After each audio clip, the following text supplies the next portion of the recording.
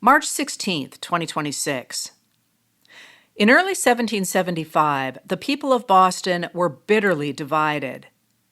The town was on a peninsula that was almost an island, connected only by a narrow spit of land on which 4 horses could walk abreast at high tide.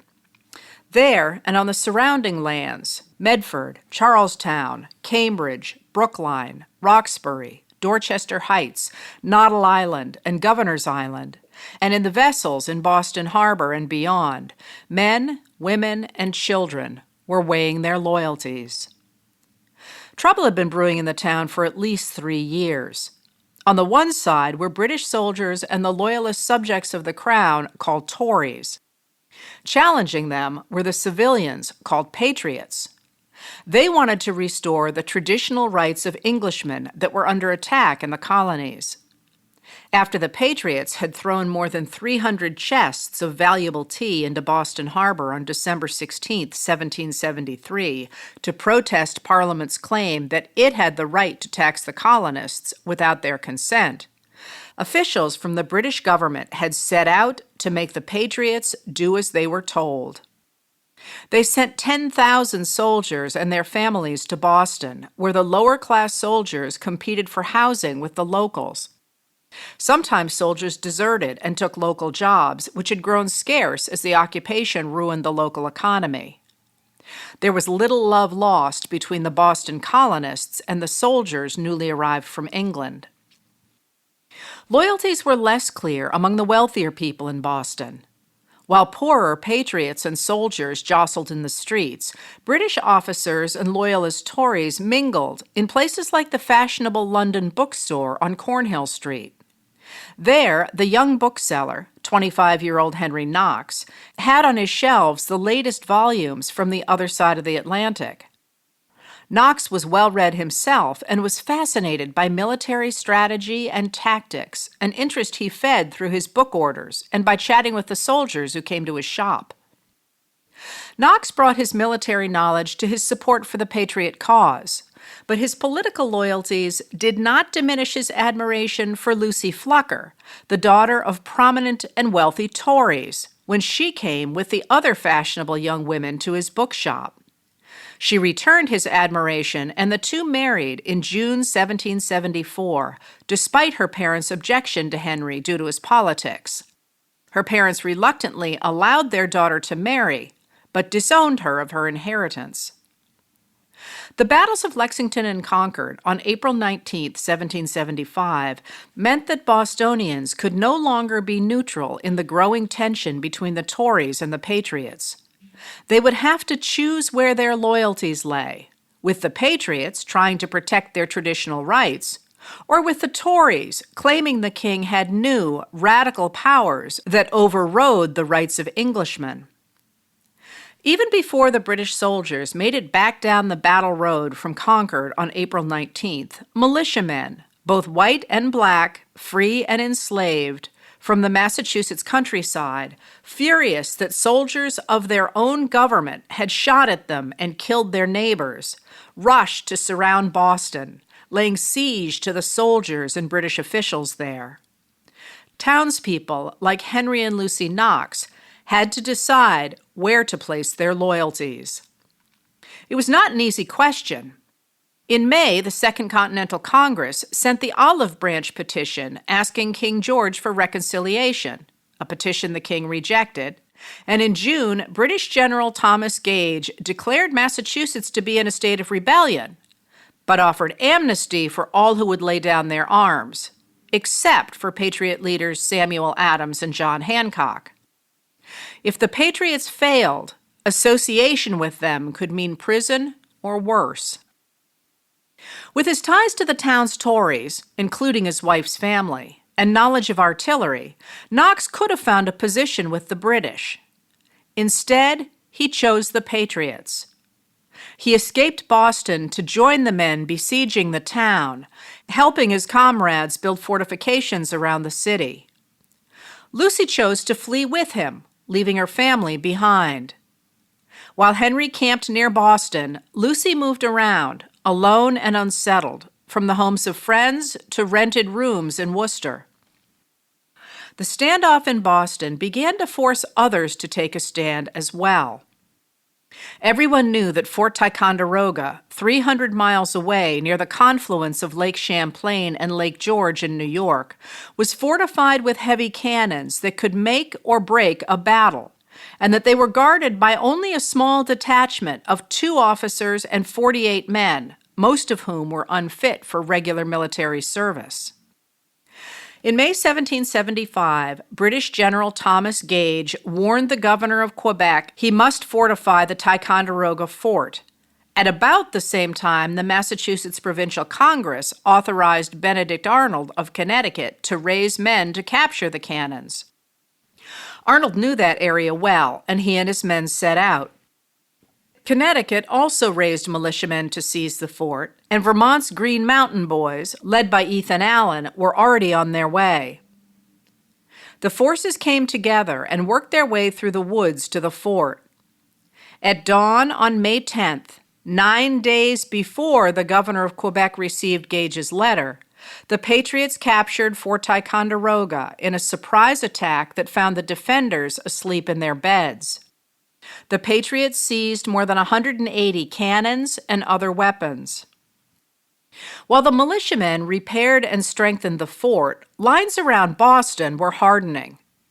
From England, military reinforcements of 4,500 men, led by 3 new commanders, including Sir William Howe, arrived in Boston. Because ships of the British Navy and Tory allies controlled the harbor, protecting the soldiers in the town and bringing in supplies, the Patriots could not advance. But neither could the British officials. British soldiers seized Charlestown at the Battle of Bunker Hill on June 17th, but their victory did not settle anything. The British took heavy casualties and did not break the Patriots' lines, teaching the Patriots that they could hold off the British Army. The leaders of the Second Continental Congress in Philadelphia recognized the importance of events in Boston. They took control of the forces surrounding the town and created the Continental Army.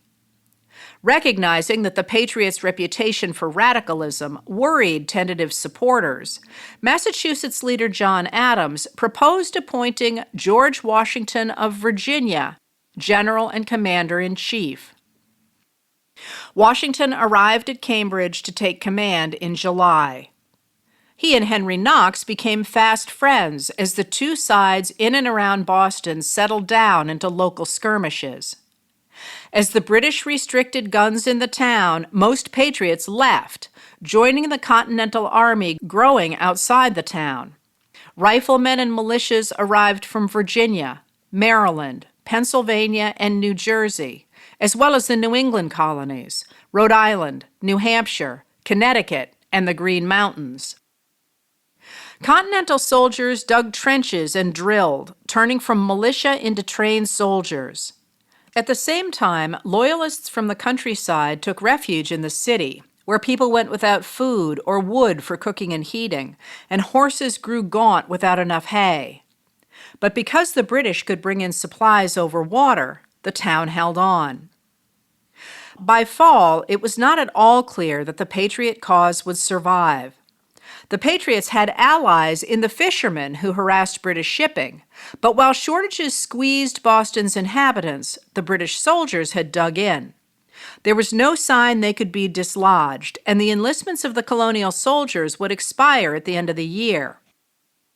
If the Patriots couldn't rid Boston of the British soldiers and their Tory allies, the Revolution might well die in its cradle. Knox had developed a plan to retrieve the cannons from Fort Ticonderoga, and in November, Washington ordered him to go ahead. Knox made the trip quickly, arriving on December 5th at Ticonderoga, where he selected 59 cannons, mortars, and howitzers to transport back to Boston. Some of the cannons weighed more than 5,000 pounds each, and together they weighed about 60 tons. Knox's men loaded the weaponry on handmade barges to cross 32 miles of Lake George before it turned to ice. Then carpenters on Knox's crew built 42 exceeding strong sleds. Knox rented horses to drag the sleds, laden with artillery, to Albany. Snow made it easier to move the cannons across the land, but the ice on the rivers was so thin the sleds crashed through it twice. The men recovered all but one of the weapons from the icy water, helped by locals who supported the cause. What Knox called a noble train of artillery continued into Massachusetts and crossed over the Berkshires, into the Connecticut River Valley, and on to Worcester, where Henry got to see Lucy. Finally, after 10 grueling weeks, on January 25th, John Adams reported seeing the cannons pass through Framingham, where they were outfitted for new service. In early March, Knox delivered the cannons to Washington, in Cambridge. Washington placed some of the cannons at Lechmere's Point and at high points in Cambridge and Roxbury to fire on the town, while the Patriots moved the rest of the cannons to Dorchester Heights. From there, Continental soldiers could threaten not only the soldiers in the Tory town, but also, at last, the warships in Boston Harbor. On March 2nd, 3rd, and 4th, the British soldiers and Washington's men traded fire as Continental soldiers built defenses out of timber and brush out of sight of British spyglasses. And then, on the night of March 5th, under cover of darkness, the Patriots moved their guns and defenses into position on Dorchester Heights. "My God," General Howe said when he saw the fortifications, "these fellows have done more work in one night than I could make my army do in 3 months." The British shot at the defenses, but their shot fell short. Remaining loyalists in the town wrote a letter to Washington promising him that the British would not burn the town if the Patriots would let them leave unmolested. Washington agreed. General Howe ordered the soldiers to torch the town if anyone disturbed their departure.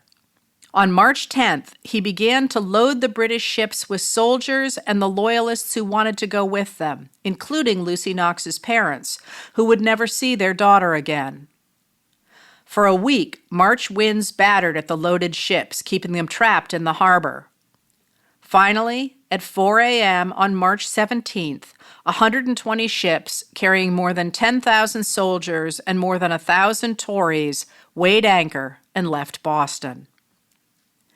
That evacuation, 250 years ago tomorrow, was a major victory for Washington and the Continental soldiers, illustrating that a ragtag bunch of countrymen and women, working together, could beat the military might of the British Army and Navy when it turned against its own people.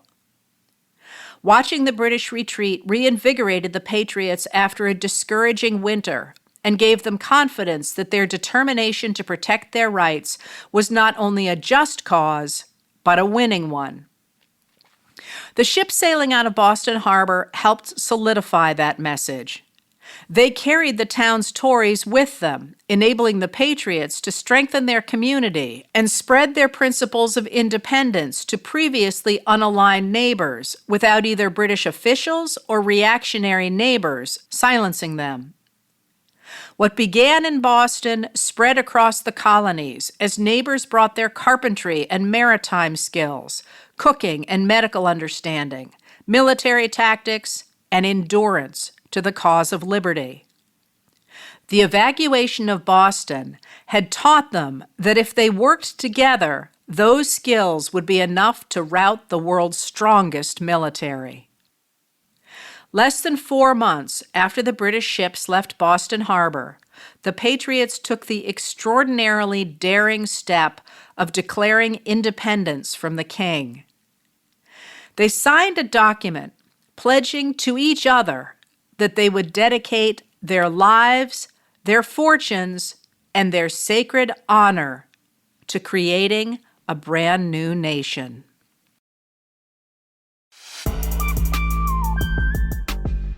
Letters from an American was written and read by Heather Cox Richardson.